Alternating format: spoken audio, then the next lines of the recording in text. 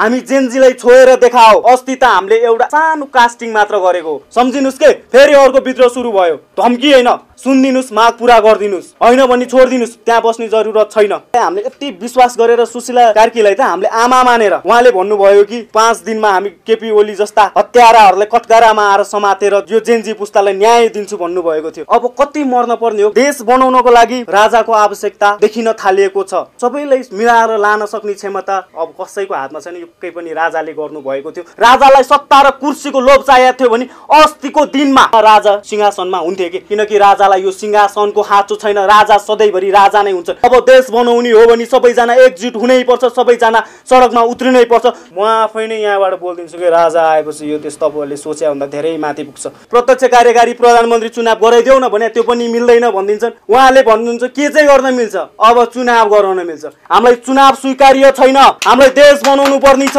तर मलाई डर छैन, मर्न परे मर्दिउँला देशको लागि। कतिको आँखा छैन, कतिको हात छैन, कतिको खुट्टा छैन, के गरेर खान्छन् भोलिको दिनमा। हामीले महेन्द्र शासन सुनेको हो, हामीले पृथ्वीनारायण शाहको पालाको पनि दिन देखेको हो। यो कसैले सक्दैन, कसैले सक्दैन। यत्रो खुलेआम मान्छेलाई गोली बङ बङ बङ हानेछ। एउटा मान्छेलाई गोली लागेपछि त्यसलाई बचाउन जाने मान्छेलाई दोहोऱ्याएर त्यो हुलमा गोली हानेको प्रमाण मसँग छ। अहिले राजाको कुरा गर्नेहरूलाई चाहिँ रैती भन्दा रहेछन् होइन। मलाई त यति खुसी लाग्छ कि मलाई रैती भन्दाखेरि म कमसे कम काङ्ग्रेस एमाले माओवादीको झोले हुनबाट बचेको रहेछु। म त एउटा स्वच्छ नेपाली अब चाहिँ रहेछु भन्ने चाहिँ लागिरहेछ।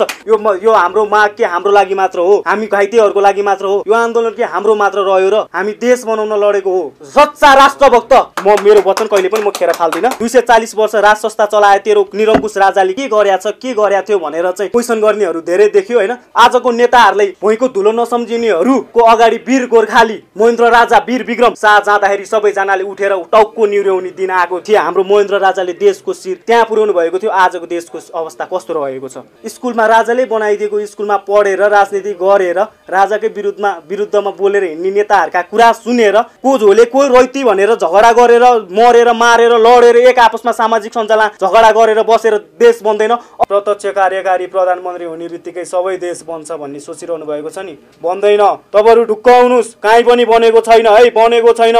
राजै चाहिन्छ। हिजो कम्बोडियामा नि राजा फालेका थिए, हिजो बेलायतमा नि राजा फालेका थिए, हिजो जापानमा नि राजा फालेर आएका देश हो। फेरि त्यहाँ किन राजाले आए त, दोहोऱ्याए। उनीहरूले बुझे नेपालीले अब कहिले बुझ्ने, नेपालीले अब कहिले सोच्ने। देश सकिसक्यो, देश सकिने भनेर चाहिँ के माटो नै चाहिँ इन्डियाले बोकेर अरूले बोकेर लाने होइन नि। माटो त यहीँ रहन्छ।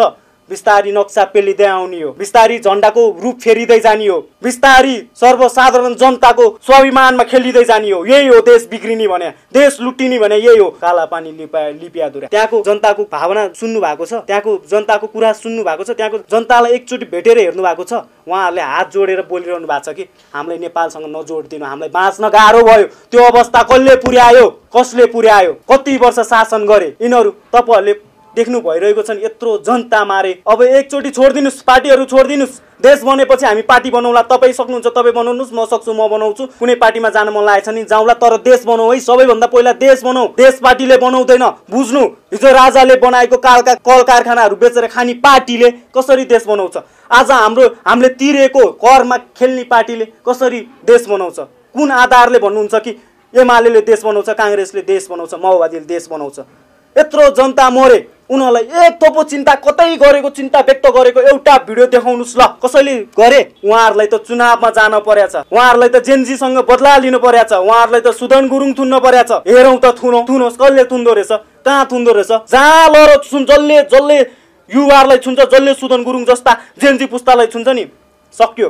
सम्पूर्ण आमाहरूलाई के भन्न चाहन्छु भने तपाईँको छोरा आज यो देशमा यो संसारमा रहेन, तर कसम तपाईँको छोराले सबै नेपालीको मन जितेको छ। तपाईँको छोराहरू त यति खतरा हुनुहुँदो रहेछ। हामीले अहिलेसम्म वीर गोर्खाली, वीर सैनिक भनेर सुनेको थियौँ।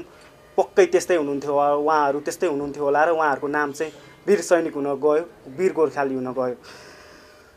यो देशमा के सोचेका थियौँ, के भयो, के हुँदैछ, अब के होला, त्यो कुराले चाहिँ चिन्तित बनाउँछ। अहिले घाउको राप केही छैन, मनको राप त्यति धेरै छ। अबको दिनहरूमा कसरी बस्ने, देशलाई कसरी अगाडि बढाउने भन्ने कुरामा हामी दिन रात आफ्नो स्वास्थ्यलाई ख्याल राखेर सुत्ने बेलामा म कुदिरहेको छु, म भौतारिरहेको छु देशको अवस्था देखेर। हामीले बनाएको अन्तरिम सरकार हामी उहाँहरूको माझ हरेक दिन हरेक क्षण हरेक पल उहाँहरूलाई बाटो सडकदेखिबाट सदनसम्म पुगेर सदन त रहेन उहाँहरूको कार्यालयसम्म पुगेर हामी उहाँहरूलाई ढकढकाइरहेको छौँ। हाम्रो माग के अजायत छ भने तिमीहरूको यो माग हुँदैन भनिदिन सक्नु पर्यो। यो हाम्रो माग के हाम्रो लागि मात्र हो, हामी घाइतेहरूको लागि मात्र हो, हाम्रो एजको लागि मात्र हो। यो आन्दोलन के हाम्रो मात्र रह्यो र? अब त यो त आन्दोलन सिङ्गो राज्यको रह्यो, सिङ्गो देशको रह्यो। हिजो अङ्ग्रेजसँग नडरेको हामीहरू, हिजो अङ्ग्रेजसँग लडेर बचाएका हाम्रा पुस्ताको हामी रगतहरू आज यही सरकार कतै अङ्ग्रेजले त खेलाइरहेको छैन कि भन्ने मनमा पर्न थालेको छ। मान्छेको ज्यान त अहिले पूर्व सरकारहरूले पैसामा तोक्न थालेको देख्न पाइयो। योभन्दा अगाडि पनि धेरै मान्छेहरू मारियो, शहीद घोषणा गर्यो, 10 लाख रुपियाँ दियो। के एउटा मान्छेको ज्यान 10 लाख रुपियाँ 15 लाख रुपियाँ रह्यो? देशको पूर्वाधार मार्ने, देशको कडधारहरू मार्ने, देश बनाउने युवाहरू मार्ने 10 लाख दिने 15 लाख दिने चुपचाप गराउन खोजेको हो कि कतै भन्ने लाग्यो। अहिले एउटा खसीको मूल्य, अहिले एउटा च्याङ्राको मूल्य चाहिँ 1.5-2 लाख रुपियाँ पर्न जाने ठाउँमा एउटा युवाको मूल्य जम्मा 10 लाख 15 लाख तोक्ने यो अहिलेको अन्तरिम सरकारसँग नि मेरो धेरै गुनासो रहेको छ। देशमा अबको प्रधानमन्त्री को आउँछ? अब हामीले कसले प्रधानमन्त्री बनाउने, अब हामीलाई कसले नेता बनाउनको लागि गएर लडेका हैनौँ। हामी देश बनाउन लडेको हो। अबको मन्त्री को होलान्, अबको प्रधानमन्त्री को होलान्? सुशीला कार्की हामीले प्रधानमन्त्री बनाउनलाई लडेको र जगदीश खरेललाई सञ्चार मन्त्री बनाउन मन लाग्यो। गृहमन्त्री को ओम के खरियाल भन्ने बालेनको उहाँ को हुनुहुन्छ अरे भन्ने सुन्नमा आएको थियो। अब हाम्रो चाहिँ रहनु भएन, उहाँ त्यस्तो लागिसक्यो। उहाँले चाहिँ अरूलाई सुरक्षा दिनु भइरहेछ, जेनजीलाई सुरक्षा दिइरहनु भएको छैन। अहिले यति सल्बलाइरहेका छन् कि बाहिरी देश लुटाहरू, देश भडुवाहरू सुदन गुरुङलाई समात्रे, कसलाई समात्रे समातेर देखाओ न। हामी जेनजीलाई छोएर देखाओ। अस्ति त हामीले एउटा सानो कास्टिङ मात्र गरेको, पुरै ट्रेलर हाम्रो आवेग त देखेकै छैनौ तिमीहरूले। त्यो आवेग होइन हाम्रो, त्यो त नर्मल हो, नर्मल। तिमीहरूले गरेको दमनसँग लडेको हो, हाम्रो अधिकारसँग लडेको हो। हाम्रो माग अजायत छ भनी भन सरकार भन। तिमीहरूले यो माग चाहिँ पुरा, तिमीहरूले यो मागेको थियो, यो कुरामा गलत छ भनेर भन। हामीले कसका लागि मागेका छौँ? हामीले यो देशका लागि मागेका छौँ, यो देशको जनताको लागि मागेका छौँ, गाउँमा मरिरहेका किसानहरूको लागि मागेका छौँ, दिनदिनै वैदेशिक रोजगारको लागि जान बाध्य हुने युवाहरूको लागि मागेको छौँ। माग धेरै अजायत छैन। देश बनाउनको लागि हामी लड्न परे पनि, फेरि मर्न परे पनि, फेरि हामी सडकमा उत्रिन परे पनि हामी सधैँभरि तयार छौँ। हामी जेनजीहरू, सारा जेनजीहरू एक छौँ। आफ्नो माग सबैको स्पष्ट रूपमा देखाएका छौँ। सबैले हाम्रा मागहरू सुनिरहेकै छन्। अहिले म हाम्रा मागहरू पनि फेरि एकचोटि हजुरहरूको सामु सबैलाई स्पष्ट पारिदिन खोज्दैछु, म पारिदिन्छु एकछिनमा।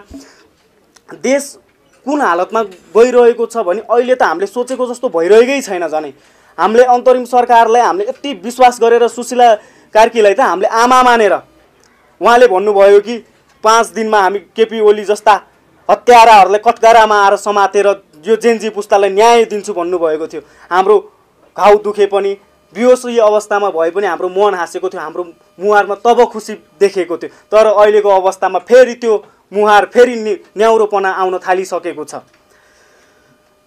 हामीले देशका लागि अब कति मर्न पर्ने हो, कति लड्न पर्ने हो, हामी अझै पनि लड्न तयार छौँ, मर्न तयार छौँ। तर देश बन्नु पर्यो। यो देश अब सबैजनालाई यहीँबाट आह्वान गर्छु कि यो जेनजीको मात्र आन्दोलन हो, जेनजीलाई मात्र भनेर नबसौँ।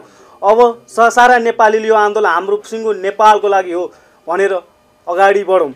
देश बनाउनको लागि राजाको आवश्यकता देखिन थालिएको छ, किनकि राजा नै देशको अभिभावकको रूपमा रहेको देशहरू हामीले धेरै देशहरू देख्यौँ। त्यहाँको उन्नति देख्यौँ, त्यहाँको प्रगति देख्यौँ, त्यहाँको जनताको खुसियाली, त्यहाँको जनताको रोजगारीको व्यवस्थादेखिबाट सम्पूर्ण कुरा देख्दाखेरि देशमा चाहिँ राजतन्त्र त होइन, राजतन्त्र चाहिँ म भन्दिनँ, तर संवैधानिक राज संस्थाको आवश्यकता देख्न थालिएको छ। राजा भनेको चाहिँ देशको कर्णधार, पूर्वधार, राजा भएको मुलुक यति शक्तिशाली हुन्छ कि भनेर हामीले अन्य देशहरूलाई पनि हेर्न सक्छौँ। अब हाम्रो मागहरू चाहिँ के रहेको छन् भने तपाईँहरूलाई पहिला सुरु यो स्पष्टीकरण दिन चाहन्छु र अनि त्यसपछि चाहिँ म हजुरहरूको सामु अरू अन्य कुराहरू देख्न चाहन्छु। हाम्रो सबै नेपालीहरूको अहिले चाहिँ हाम्रो जम्मा 12-14 वटा मात्र माग छ। त्यो देशकै लागि हो।